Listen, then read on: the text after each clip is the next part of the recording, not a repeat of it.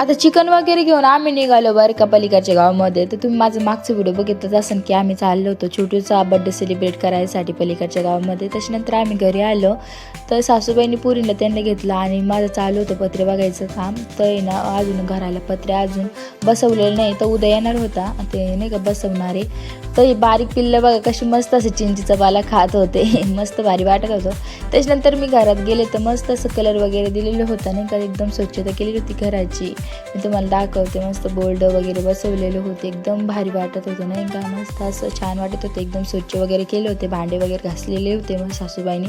त्याच्यानंतर मग काही जेवण वगैरे केलं मस्त सगळ्यांसोबत, मस्त चकल्या वगैरे, भाऊजी ते चहा बिस्किट खात होते. मग मामा म्हटले पापड तळ नाही का पोरींला तुला. मग काय पापड बघितलं तर मस्त असं चव होती बरं का पापडाला, मस्त भारी लागला. त्याच्यानंतर मग चिकन वगैरे आता शिजत घातलं. आता बाकीचं व्हिडिओ उद्याच्या मिनी ब्लॉगमध्ये मी नक्की दाखवते. चला भेटते.